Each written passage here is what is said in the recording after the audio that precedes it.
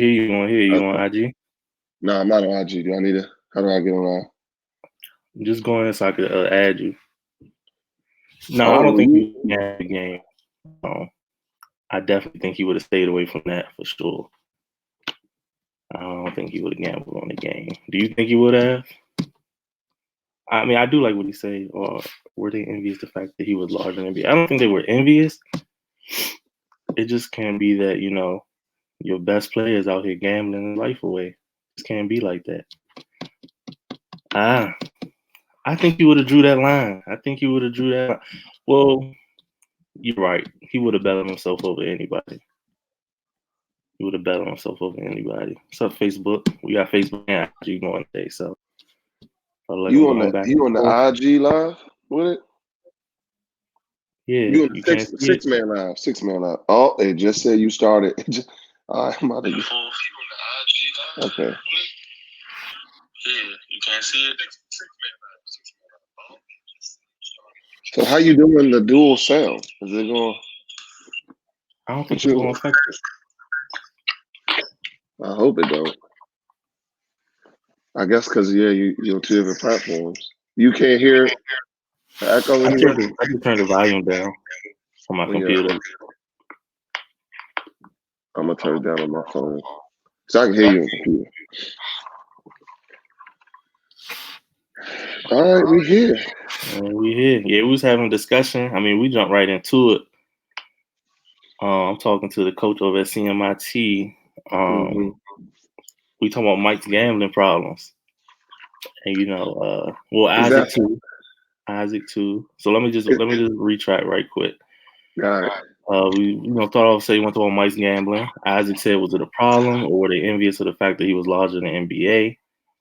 CMIT said he would bet on anything. He asked me, do you think he would bet on the game? I originally said no. Then once he said yeah, and the gambler would bet on something he control, I could definitely see Mike maybe making that call and say, you know what, we're going to beat this team. I'll bet on it. I can't see him doing that. Maybe it's because the gambling thing, like that's addressed. I don't think he had a problem personally. I think because what he said he could stop whenever he wanted to. So I just don't think he had a problem. And I may be looking at it in a light of like how he was supposed to have this cookie cutter, no mistake kind of mystique, and the gambling is the one thing, that they try to attach to him to tear him down. And they actually, when he I guess he had an interview with Ahmad Rashad, he said that this is going to be the thing that they're going to try to use to bring him down. So I don't think he had a problem at all. I just think he was a human. He had, we all make mistakes. We're all flawed in some way. And that's the one that the media tried to use to kind of, like what Ivan said, he might have been becoming bigger than the NBA. So that's it. I mean, I was reading the comments. I heard everything you said. I was just talking. They said he would pay the boys to bag off the plane, bet teammates who bag would come out first. So like, I guess the people. When you start betting on the league, I mean on the games though, that's But put in the situation, say they're playing. Mike, he was in the NBA, had a lot of expansion teams around that time. Let's just say who was a new team. Orlando, Charlotte, when they first started. Oh yeah, we can blow them out. I might as well bet on this. Pete Rose. Yeah, like it can easily happen. I definitely I see what you're saying for sure. Like I think my heart say he would have drew that fine line, but my mind is telling me like, man, a gambler. So basically, anybody. He said he would never do that on the dock. He never did do that. But that's what I'm saying. Maybe the NBA stopped before it got there. Trust me, I'm with you. I don't think he would. He may. I don't know. I'm on the fence about it. I don't see it. My heart said because I'm an MJ fan, but my mind, I think he just took his craft. He held it to such a high level that I don't think he would. I think too. He knows if he does that and gets caught, he could jeopardize winning a championship. Betting on one game, I just don't think. I think him being that elitist, like you refer to him as. I think the risk versus the reward is too much. I think if he bets on a game and that comes to light, he could lose his job or potentially be suspended for a season or something like that. That could affect a lot of things.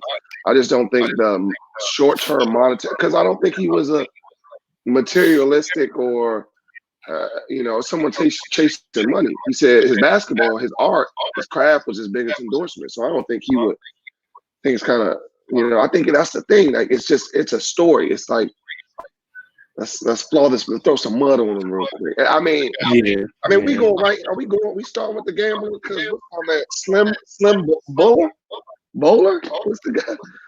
Well, I guess my mother kind of knew about that because when his name came across, when they said his name, she kind of laughed at that. So I had that's a shark right there. He was swimming with another dude wrote a book on their problem. It's that Jordan Rules book. It's the Jordan Rules book. Well, no, there was another guy. The other guy. Yeah. Sam Smith wrote the Jordan Rules book. Do we believe? They kind of said it was all Horace Grant, or some people, or MJ said that was Horace. How you feel? You think there was other people that was feeding information to Mr. Smith, author of the Jordan Rules? It could have been. I mean, B.J. Armstrong said it had to be more than one, so he was bigger than the game. And let's just go ahead and knock out gambling. That's how we start. Let's just knock it out with he really back to the gambling. Maybe MJ did become bigger than the game. I mean, I don't know. Mm-hmm. I wasn't around, but I could definitely see it. Like, him and David Stern. I mean, it was a collaboration, but they knew what the NBA. Basically, they knew what the NBA would look like in the future. What it looks like today. Like, basketball players, most recognizable athletes in the world outside of the sum of the huge soccer megastars. But they had to take that risk. They had to take that risk. Remember, the gambling's not about the money; it's the rush. I just feel like he's already getting that adrenaline.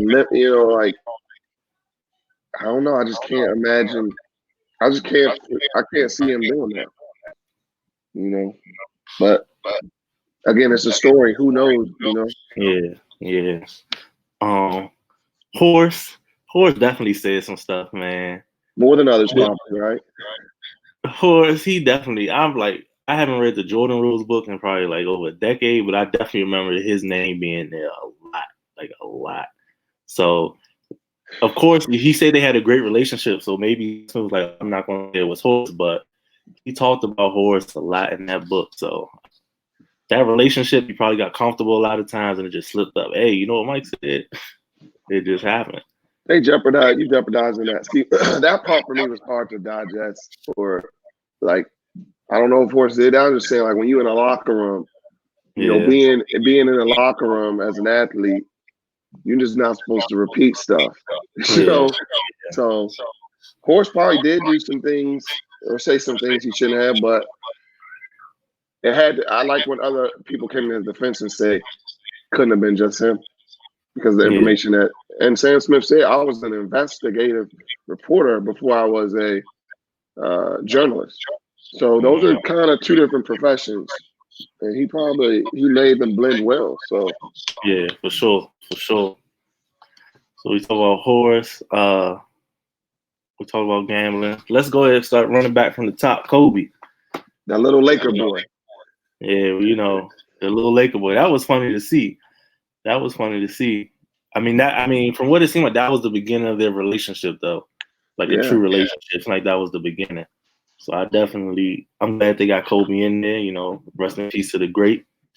Rest in peace to the great Bean. I mean, imagine you hear Michael Jordan saying he's not gonna pass the ball to somebody. I thought that was especially after his first or second year at the All-Star game, they didn't pass him the ball. So hearing him say that's even crazier. But it was cool, though. It was cool. Like, I mean, the game's so identical. I was just watching one of those videos, like they'll show the play starting with Mike and finish it with Kobe. Look exactly the same. It's so wild. Yeah. to hear Kobe speak about the change of the league and how he came in as a young guy and it was so veteran and experience heavy.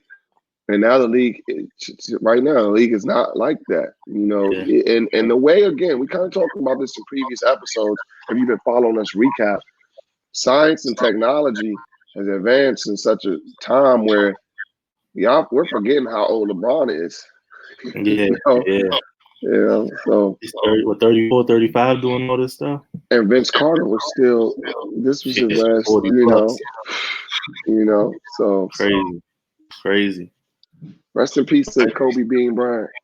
Yeah, for sure. Next up, we had Dream Team. Dream Team, watching that, bro, like, of course, I was only one when they were playing, but like, just I used to have like the tapes, watching the old games, like highlights they had, just like that really changed the world. Like this goes back to what we were saying earlier about like once the Dream Team went on Barcelona, they had that vision for the NBA to be what it is today. So it's just like, granted, best team ever assembled, all that stuff, but just how far they were looking down the road with the Dream Team and how popular they were. Yeah. I'll say this. Well, first, let's get to this.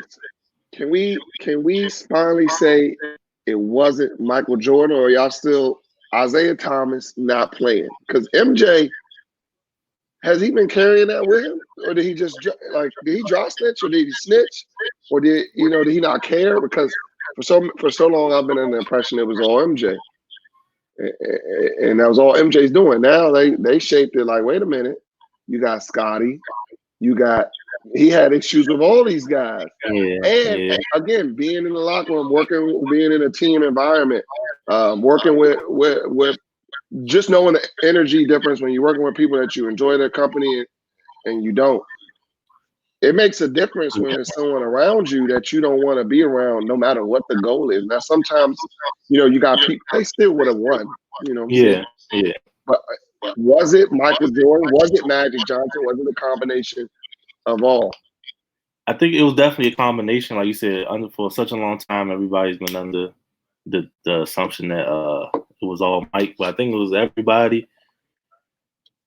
And it was just I was rewatching the Bad Boys 30 for 30, and Bill Simmons, he started off by saying, the Pistons get overlooked. And you said this before too, but it's just the way that they played, great as they were, the way that they played just overshadowed everything else. You know what I mean? Like that energy no one wanted Isaiah around, that overshadowed so much that they accomplished. Like even Isaiah, like we all know he's top 5, but we don't talk about him like a top 5 point guard because you just see the bad boys. So I think I was gonna say, but I don't think if you change Isaiah's personality, he's a 2-time NBA champion. Like I think, he could have won more, or he have a different reputation, or that team would have a different. But again, I think it was like we might talk about this last week. He beat. He beat everybody's heroes. He beat Magic. He beat Larry. He beat MJ. And if these are the good guys, there's got to be a villain. Got to be a villain. Yeah, that's true. I mean, looking back on it, you would want Zeke to be on that team, like, because that would have just made it even better. But like we said, everybody had their reasons. So, and then again, me being a huge Mike fan, this documentary is Mike heavy. He had a lot to say of what's going on because we haven't seen too many bad games. But, and Isaiah won 2 before Mike won 1. You know what I'm saying? So there's a lot. I got some quotes in here. I just want, when I read them, I'll do this throughout the thing. Just wanted you to. Who said this, Mike? Hey Charles, I guess we shouldn't have pissed the man off. Hey Charles, I guess we shouldn't have pissed the man off. I don't even know. Magic Johnson, after that practice, when they got back on the bus, he said you're gonna have to bring out Air Jordan. And that's the type of energy as a former competitor or athlete that's practice to me. I had to fall in love with practice to be good at anything. And when you're seeing somebody that's basically an example of a perfectionist, Magic said that to Charles after they had probably one of the greatest practices in the sport of basketball. So they you got another one? oh yeah, well, I guess we could run into because we were just talking about MJ getting two. Okay. He said, I always thought the '92 team was the best Bulls team ever. Somebody said that in the documentary. Okay, I'll give you an author of the it's not author, writer for the Washington Post. Oh, Wilbon? Wilbon. Starting that season, I felt Michael Jordan never played basketball anymore.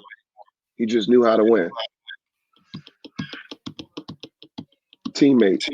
Horace, when he was like, he let us play or something. Was that Horace who said that? Oh, no, it was BJ Armstrong. I think, of course. Yeah, BJ did say that. BJ looked the same. That's the craziest thing about it. He hasn't aged.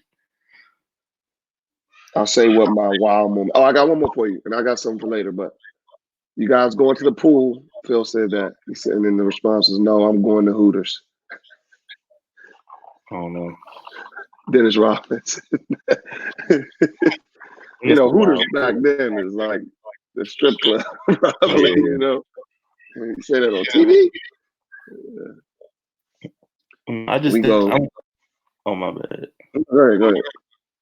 No, I was just gonna finish up the Dream Team real quick. I just liked how again they were so advanced, like they were just ahead of the curve, man. And that team just like set the standard from there on out about like USA basketball. Yeah, so, just love that. So we saw the 2012 Olympic team. We're gonna do that here. Can we discuss? Oh yeah. We did. If you're in the comments, 2012, 92. Now, if you don't remember, we'll come back to that later. Yeah, we'll come back to that. We might need some people to go remember who was in that 2012 team. Was my man Blake Griffin on that team? I think he was. I don't know. I just remember LeBron going crazy. I ain't gonna lie. Obama was president. It was a better time. They spiked. They spanked by Young. Yeah, they did that close scrimmage. Yeah, let's come back to the Dream Team. There's a lot we could talk about with that. It's a lot we can talk about. We talking about Dream Team. I put flag. I love that. How you put the flag over the Reebok logo. I just respect again back to the money thing. Like I just think like I don't know if that's relatable, but like at a time where I'm like I don't know if that's necessary, but that's you riding with your team. You're not going to jeopardize. I don't even think there was anything at jeopardy, but I'm with Nike, and I'm not showing that Reebok logo in a very clever way. What did he say? I feel like it's all adults in here. What did he say? They in for a fucking surprise. Yeah, quotable, not quotable. Yeah, that's why I like MJ so much. Like he just kept it real. He put the flag on it when he said that. I'm like, what is he going to do? It's like, oh yeah, he put the flag on it. I'm expecting some big grand surprise. Oh no. Yeah. So yeah, we wrapping up Dream Team. Nike in general, like how he changed Nike in general. They expected to make $3 million in 4 years and ran off with 126 in the first year. That's insane. Insane. I mean, he changed the business, right? Yeah. When we're talking about, I mean, like the fact is still is crazy that Converse is the best shoe company at the time. He wants to go with Adidas. It ends with Nike. And now we've always said Nike wouldn't be what it is today if it wasn't for Michael Jordan. It's true. Right. They got Justin Timberlake in there talking about how he was saving up. Cutting grass. Yeah. And then it's just I'm gonna go back to those numbers. You expected $3 million over 4 years and you made 126 in the first year. That's nobody could see that coming. I mean, I'm sure Mike, egotistical as he was, he probably had an idea about it. Sonny Vaccaro, Soul Man, he had a big play in that, so he had some vision on it. But Nike. And then going about Nike, let's talk about how Adidas dropped the ball so bad. They dropped the ball on Mike. Can you bring that phone charger down here? My bad, Mike. You good? And that green cord. Adidas dropped the ball on Mike, and then 20 years later, they do the same thing with LeBron. Like, they just had some bad luck when Nike comes to the table against them. Reebok.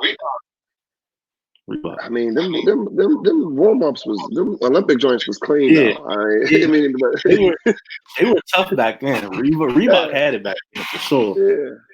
Yeah. But yeah. Nike, the way I just saw something today, they said that Mike has made over $1 billion so far with Nike. Yeah. Tony Kukoc. Yeah, Sonny Vaccaro, sure. Tony. What do they call him? Left hand magic? They call him the left hand magic? Yeah, or the white man? What do they call him? Something like that. Now, I will easily go in and say, again, we're seeing a repetition of the story of Jerry Krause, in his missed time. Again, if Scottie didn't sign or they were putting Scottie on a hold, again, young black man, a lot of people depending on him. You looking at, players overseas and you got a hungry lion on your team. I mean, that's kind of that.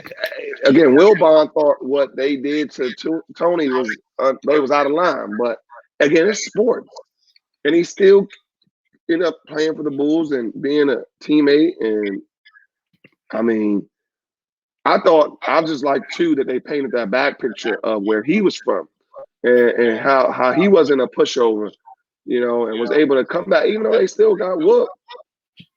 He didn't score no points. He had no rebounds that first game. That is a statement. That's vicious. I love Kukoc, but then this goes back to what we talked about in the first recap. This is why I only had so much sympathy for Pippen, because everybody was tripping about Pippen money problems in 97, 98. Well, not money problems, but contract issues. Yes. Later, this is what I was saying. All this started a long time ago. That's why the 97 thing. All right, Pippen, you've been in this situation for 3-4 years now. So you saying you ain't had no sympathy for him, basically? Yeah, I'm saying, like, don't hold it against your teammates 4 years later. Like, yeah, he was definitely recruiting Kukoc. He was on a baseball field. Richie could have ball. He was okay. Yeah. Okay. What's up, Uncle Anthony? Yeah, but Kukoc, he was just okay though. I'm not gonna say he was okay. He was good, because saying he's okay is slighting him. Kukoc was definitely good, but when you got Mike and Scottie on the court, you show interest in Kukoc, but you don't make it seem like he the best player. You don't pay him $2 million more than Scottie Pippen his second year. That's disrespectful. Mm-hmm. That was just disrespectful. That's why I don't like Krause, man. He was just so disrespectful. No, yeah. He was wild, man. He was a wild guy. I think I don't know. I like the reality of it, because Tony, he had no idea. He had no idea. He just learned it happened. Yeah. It happened. So, that was it. But he did come back. Krause was trying to be to do was go along. Shout out to him for coming back. I gotta get my charger real quick, Mike. I can hear you. He came back, put up 16-6 that second game. I respect him for that. But I just don't like how Krause tried to put him above. See, MIT, I do agree with that. He was trying to be a genius. They compared Lamar Odom. That's not the worst comparison, but Krause just had to just let his dogs go out there and do what they do. He didn't have to force nothing. He didn't have to try to be in the media. Yeah, I think again that's what they started up showing us, like, how this guy wanted that credit, and he had those complexes about him, and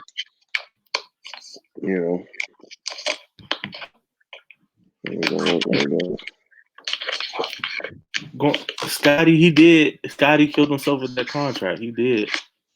I gotta stop opening my AirPods. I don't know. But again, renegotiated with Scottie, could have had somebody in there. they in a time period where young black men learning how to do business, right? Or we still are technically, right? Like we not, MJ. Yeah, especially back in those like 90s, like that's you had a few guys. You had your Dr. J's, Kareem's, Magic, Larry, who had the endorsements and all those deals, but it was a big learning curve. Like you said, especially for the black athletes. Arthur Ashe was killing it, but it was a big learning curve for a lot of black athletes. And like with Scotty, like we said this a million times, he took the security. It is a business. He killed himself. Like I said, I have split so much sympathy with Scotty, but he was a businessman, so I guess he was a businessman. And he still did put together a great team. He was involved, and when I say team, he's instrumental in Phil being a coach. There's a lot of politics, a lot of behind the scenes politics. That really affected that organization from potentially winning 7 or 8. Yeah, for sure. Like we'll never know, but for sure, I don't know who Scotty agent was. I'm going to ask who Scotty agent was. I don't know, but it's a terrible guy. Rich, they could have done well by him. They definitely should have. Somebody said right here on the IG Live, Zell, after the 2-peat, you gotta throw some money out. Like, look what these guys did for you. And then, like, at the end of the day, I talked to Jordan about this all live, but the Bulls didn't bounce back until Derrick Rose. The Bulls did not bounce back. How many is that? Is that 10 years plus? You go from being the hottest dynasty maybe ever in basketball history, probably the hottest dynasty in basketball history, to just being completely irrelevant for 10 years. That's tough. That's one thing I think is slept on, the timing of the Michael Jordan era, because the world is changing and he's part of it. So we will be remiss to not mention this, and we can come back. But Republicans buy sneakers too. Come on now. And they had the only black president from Chicago on there talking. What's your thoughts? Because what's your thoughts on that one? And then 2, I guess 2 is people are gonna feel indifferent about that comment, just like people feel about the gambling thing. So what's worse if one's worse? If both are bad? First to answer about how do I feel? Now, this is just me. I saw of course you scroll social media, you see like, oh, Mike, he shut up his dribble, see all the jokes, all the funny stuff. Yeah. But at the end of the day, Rich said it on Facebook. Mike was like that first, again, we talked about it on here too. He was that first athlete to become like a global icon, Like there could be some things that he said or did that no one's going to agree with at that time, and looking back on in hindsight. He was allowed to make those mistakes. People like Kobe, LeBron, Kevin Garnett, they had the opportunity to, look at him and say, you may not say those things. But even he said like he was comfortable around his teammates. He was on the bus. He thought it wouldn't get back to the media, but it did. Whatever. To me, it's really not that bad. It's not bad at all. I mean, yeah. Because we talked about this in the group chat a little bit earlier. I feel like as a community, we look to celebrities and popular figures to lead us in this time. I'm like, well, we should be looking at the people who make a difference in our community. You know what I mean? Like, you were someone that since this, I think too, while that comment can rub anybody any type of way, because it's an election year and everything that's going on with the world, the COVID-19, how it's affecting the Black community. So when we talk about that, we just talked about Diddy saying he holding the Black vote hostage. Ebro and you and even my father says this all the time, and I'm just repeating things that people I believe in, and we should be focusing on our local officials first. So, and we're not talking about just mayor and governors and our senators too. So That's why I think that comment was so like it didn't make me. It was something like I knew he said it, but it's like, oh, here we go, right? In that election year, you know. I don't think it was irresponsible because again he said it in the private in the confine of his team, and it spilled out, and he didn't say which way he was going. People are looking at him as like something. He said, I love Ali. I'm not Ali. That's what he said, basically. And he didn't say what Chuck said. I'm not a role model. So that's what people would have liked him to say, you know. Mm-hmm. And it's the fact that think about always, he didn't sound to be an activist. He's just a player. And again, like, I promise you, like, I'm not trying to make this a Mike LeBron thing or Mike and Diddy thing. Like, Diddy and LeBron, the two people I'm calling out. But where were they at, during the Democratic nominations? There was a whole pool of people with different opinions and perspectives. Mm-hmm. Like, now you come in, like LeBron in 2016, he wasn't out there till it was two people left. You know what I mean? Like, yeah, where's all this political talk and all this, like, when there's really choices out there? It's easy to say now, oh, I'm gonna do this. It's two people left. You can do whatever. You gonna flip a coin. But when we had options, where are these celebrities and icons at? That's what I'm saying. Like, people put too much faith in the people they don't know. Just because somebody got a lot of money or they're famous, that don't mean that they should be the person we go to when we need to figure out what we need to do. Like, go talk to the teachers in your neighborhoods. Go talk to the councilwoman. Go talk to the doctor. And like we said about this earlier, but Uncle Anthony, he didn't have to step up. That's what I'm saying. Like, the average 99% of the people in life not going to step up. So why would you put that pressure on somebody who doesn't even live the same type of life you do? Mm-hmm. Mike, even at that point, he was living in a different world. He couldn't relate to the real. No matter how down to earth these people seem, they cannot relate to the day-to-day that you're currently living in. They used to, and you can't take that away from them. But you can't say anybody has to step up in any way.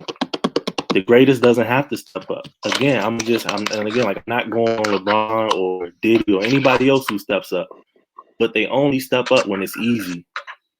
They only stepped up when it's easy. Like, yeah, it's hard to wear that hat all the time. And some people want to wear it part of the time. And I guess to you're saying we should respect MJ for saying, I'm not gonna wear it at all.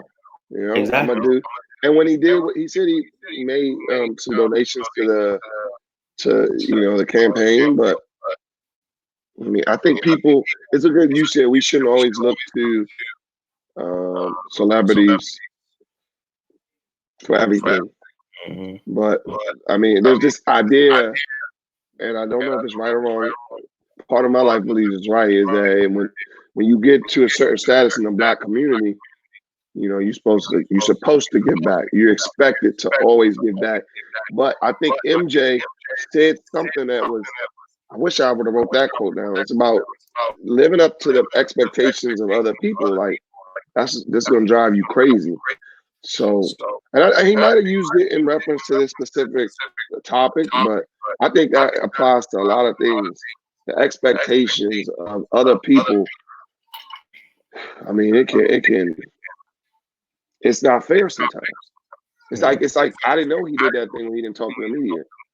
Yeah. I think that's when he said it. It was when they were trying to tear him down for the gambling stuff again. So on Facebook, people make a lot of good points. The great one stepped up: Jim Brown, Bill Russell, Kareem, Ali. They did. Mike stepping up wasn't a huge deal because he do a lot behind the scenes, and that's the thing. Like, it just started coming out. Like, he built 2 medical centers down in North Carolina. He's always done a lot, but it's different. He doesn't announce it. And then going back to saying like Kareem, Bill Russell, Jim Brown, and stepped up.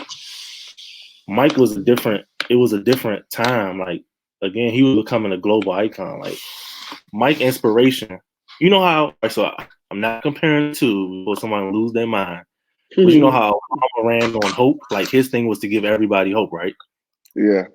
Michael Jordan literally showed that you can become that business person that you don't see Black people in. That realm that you don't see a lot of Black people in. He's a team owner. Like, yeah, he made $1 billion from the sport he loved. Like the sport he loved made him $1 billion.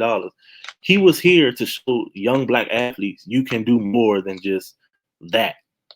You don't have to dribble the ball, run the field. You can become the owner that you want to be. I think his inspiration was different than Kareem Ali. Like, they're two different beasts. Nobody was putting Kareem. He was in movies. He did a lot. But Kareem didn't transform the game of basketball to the global aspect that Mike did. So, I mean, realistically, too, Ali is doing the civil rights era. Yeah, and again, that's it's very hard to not be an activist. You know, especially when you change your name to Muhammad.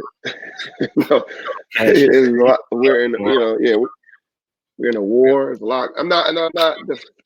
I am defending Mike because Ali's my favorite athlete. Me and Mike talk all the time.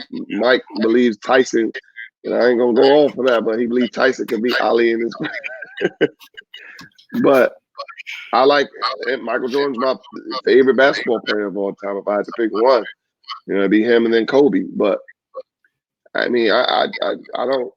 I like the rawness and the realness of the documentary. Like I like that. I like that we're getting these angles. We can't expect everybody to do everything.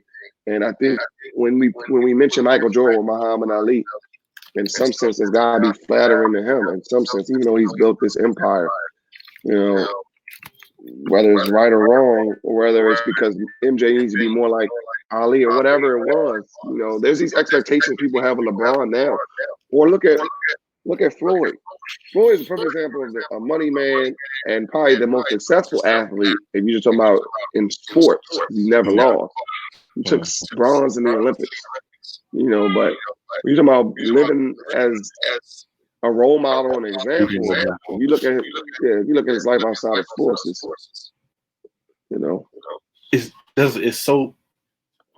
it's so much bigger than that's not everybody fight. Like I just can't see like I'm not going to throw Giannis or LeBron and say, hey, you need to step up. LeBron, he steps up. That's the one thing I do. He steps up and is public about it. He lets you know, like, hey, I'm bigger than basketball. But that's LeBron's fight. That's his fight. Yeah. Everyone not LeBron, everyone not Mike, everyone not Kareem. And if we're talking about the black community, the last thing we want is someone, representing us that's not right for the role. And I mean, I know as a kid. Go ahead. No, I was gonna say, but then again, our president is, but that's an anomaly. As a kid, I used to ask my dad, like, why does Michael Jordan wear his mustache like that? You can't trust a guy with his mustache like that. He had one. Yeah. We had the little 1-2 jump. Yeah, the Hitler joint at one point. You see a dude walking around looking like that, I ain't gonna trust him anyway. But that was just a joke I had as a kid. But, I got another quote for you. That was the first time in my life I felt I was the first time in my life I felt I was not the better there was a better basketball player than me, excuse me. First time I felt the best. Did Magic say that? It was during the NBA finals. He's not I'll give you a hint. He's not a role model. Barkley. Yeah. I don't feel the quotes. I'm feeling the quotes. I told you I had to go back and rewatch it. I said I had a surprise for Mike. I told her I was gonna go back. Some of them I had on the top of my head. Well, I mean, the last one I had was, I don't know about you guys, when we pack in one suit. That's Mike for sure. Yeah. That's what we talked about last recap, when he said something to the coach. In the last one, he said something to the coach where we're not going to lose this game or something like that. Yeah. The fact that you can select these moments in time during the battle, during the gunfight, as Barkley called it, he's speaking so definitively, and then his actions are matching. It's just very hard to do. That's what make Mike that beast that these other guys not. But that's another day. Charles looked very active in that finals, though. You know what I'm saying? Oh, yeah. Politics, Phil versus Pat. Oh, we basically touched everything. Chuck might Chuck should be on everyone's. When we talk about forwards, power forward, right? Could have been a small forward. He's ahead of his time almost. Yeah, I don't know Draymond. I don't know no more. That's on like Draymond. A lot of these people online, these basketball people, the funny comedian. You see the guy who does the videos. He acts like he's everyone else. Max is nice. He has like the little skits.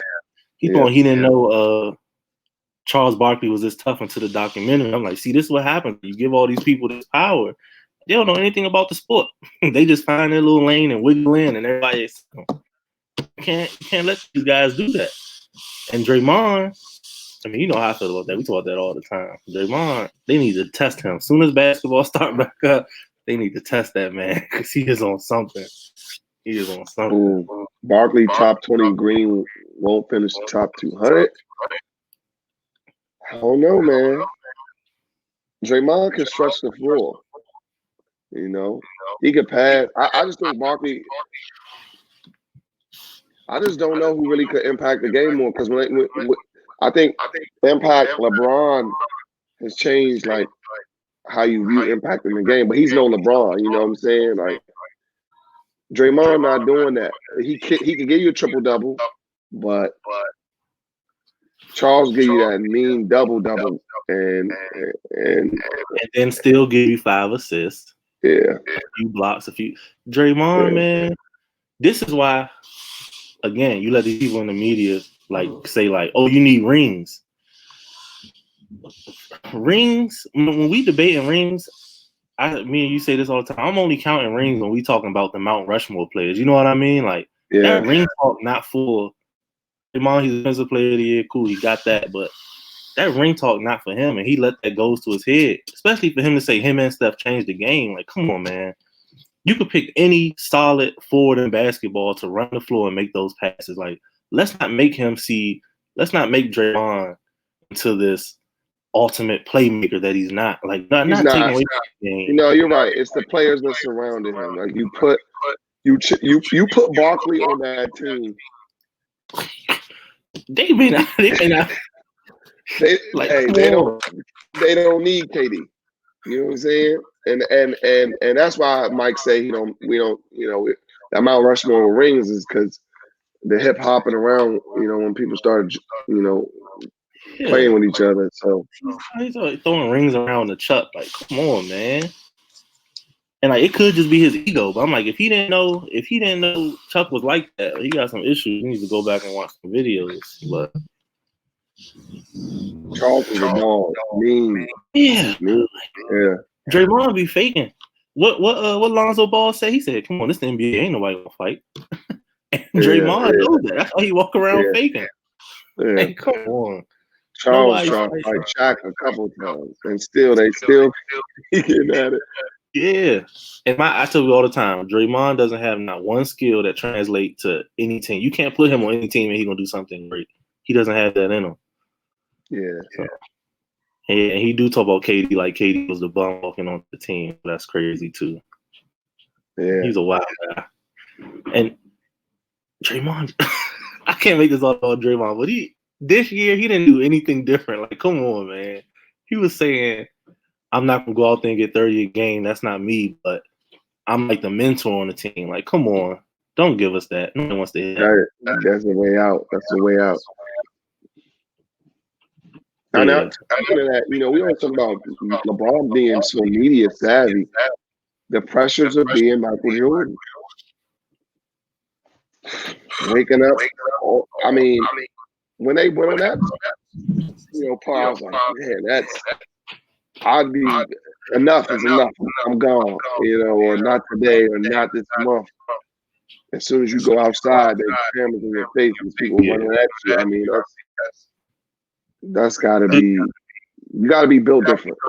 Yeah. And the wildest thing about that, while he's telling that story, they're literally showing him walk out, and reporters basically push him into some little corner or closet in the locker room. Like, it was the craziest thing. Like, you literally shoved him into a corner just to get a few questions off.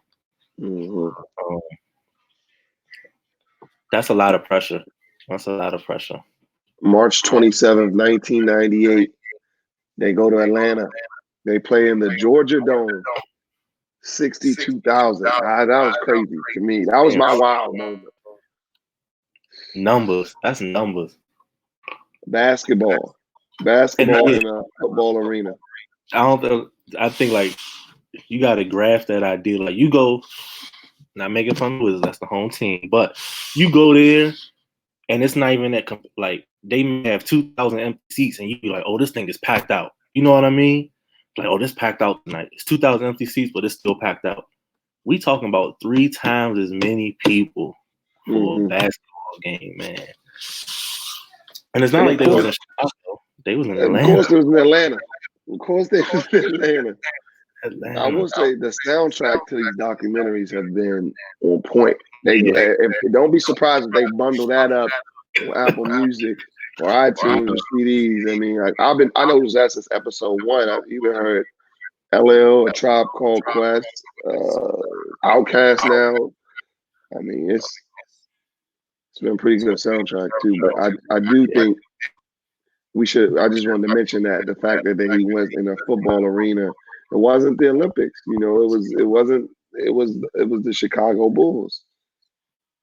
Yeah. The 98, 97, 98 Chicago Bulls to be exact. Now I ask you that now too. We kind of talked about, is that the best Bulls, 97, 98?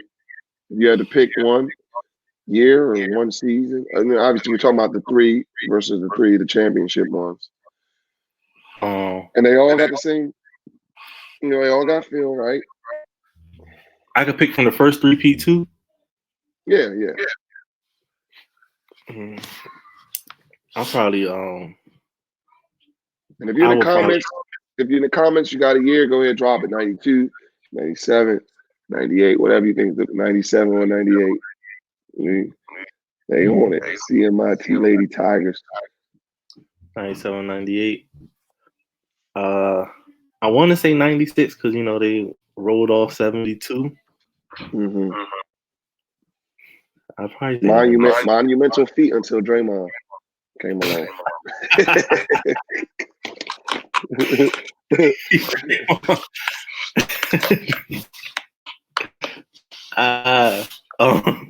I'll probably go 97. I would definitely do 97.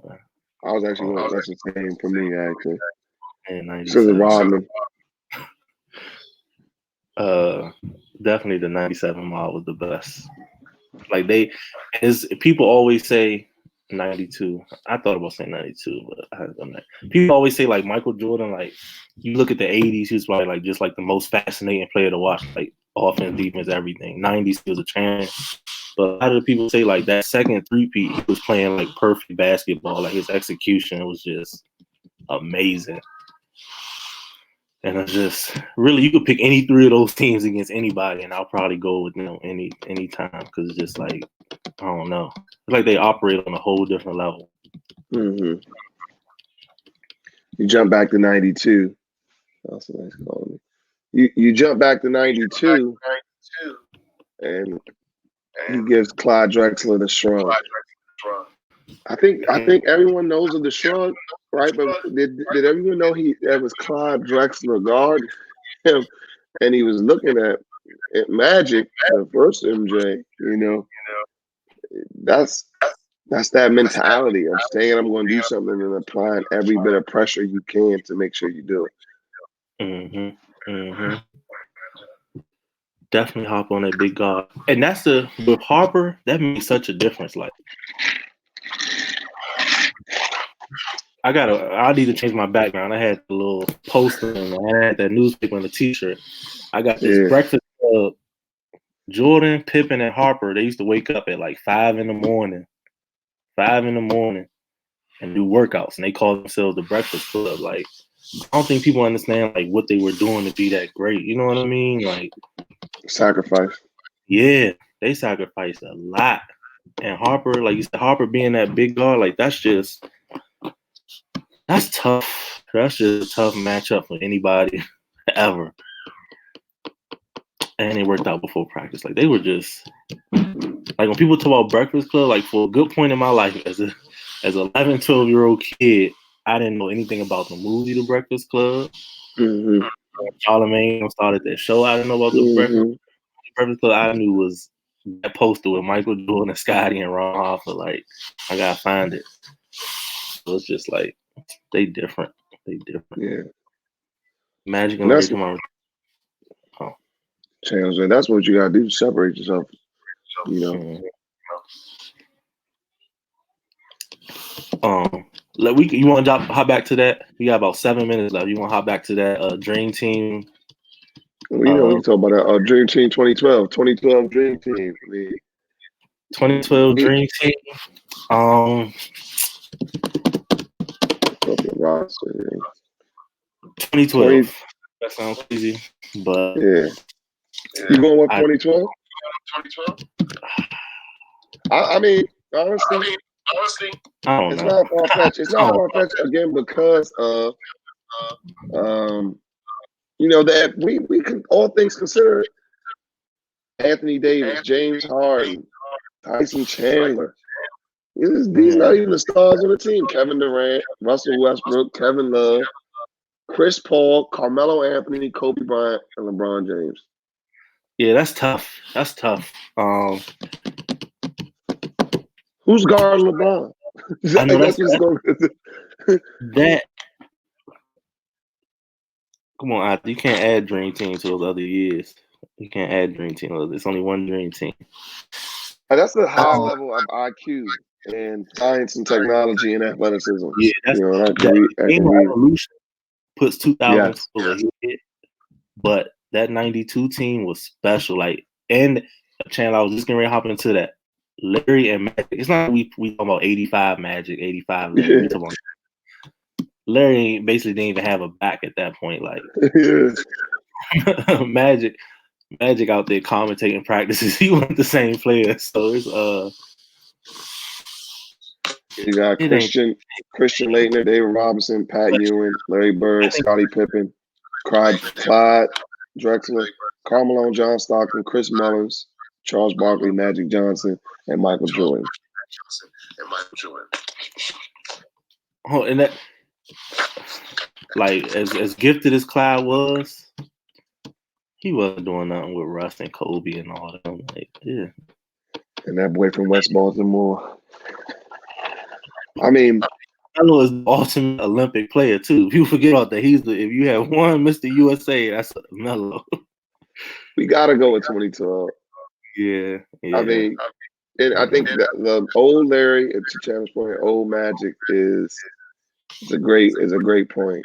It wasn't Kobe's the old guy, but he ain't old then. Yeah, Kobe still having everyone. Yeah. Now, if everybody's in their prime, give me 92 every single day out the week. I mean, because Magic is eating. Like Magic out there, everyone's eating because Magic's eating. Stockton ain't doing shit. Hey, hold. Stockton.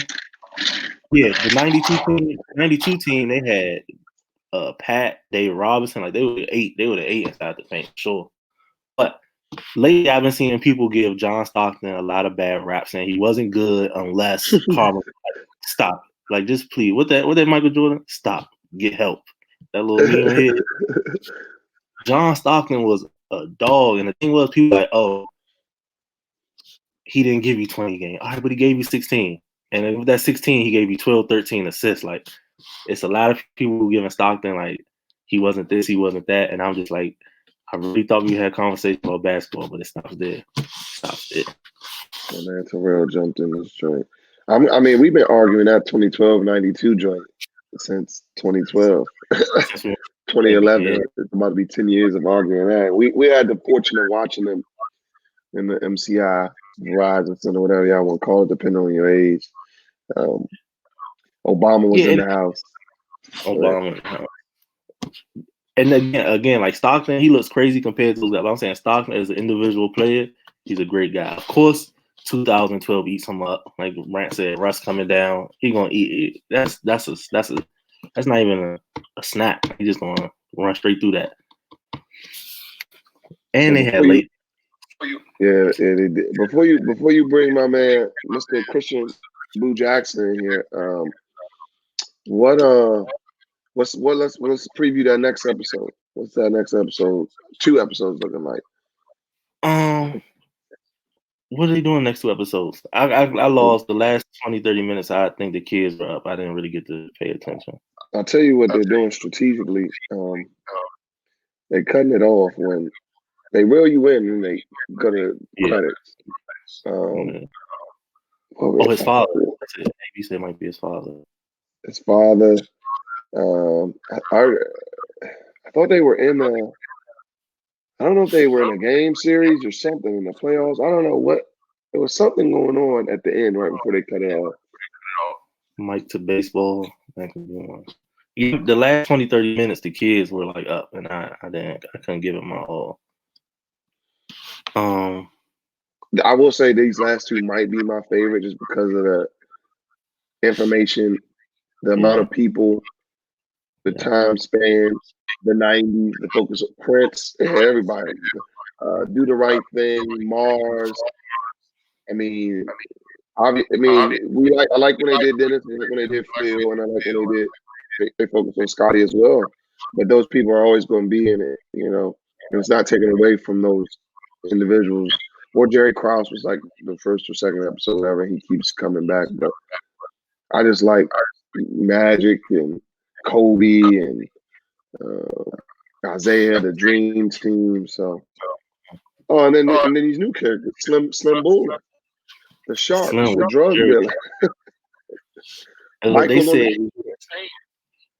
They say we got 20 seconds left. First and foremost, we want everybody to continue to stay home, do your part so we can get out here as quick as we can, get back in the gym, whatever we were doing. And also, this is the most interactive one we had with engagement. We appreciate every single one of y'all tuned in. Wow. Appreciate y'all. We still on Facebook, right? Yeah, they just cut me off on IG. Still on Facebook. IG just cut me off. Appreciate everybody tuning in. If you're on Facebook, we're about to get back on Instagram Live. Mike's going to be with Christian Boo Jackson. Tell the Tape coming up now. So Tell the Tape. We're going to do it each and every single Monday. Even when the last man thing, we still going to have Tell the Tape. We just talking to guys who made a big impact in basketball throughout the whole DMV, the Baltimore area. Christian Boo Jackson, he's a scorer. So if you want to hear some stories about the 2000s, what he did up at Frostburg State, Boo played everywhere. Came from a D1 school. So if you just want to hear that basketball talk, he's one of the most positive people I ever met too. So just tune in. It's definitely going to be a good conversation. And get ready for that PG County doc. It's coming. May 15th, it's on and popping. I'm going to take my AirPods out and get ready to listen to you and Boo. All right, Mikey. All right, bro. Till next week. Sure.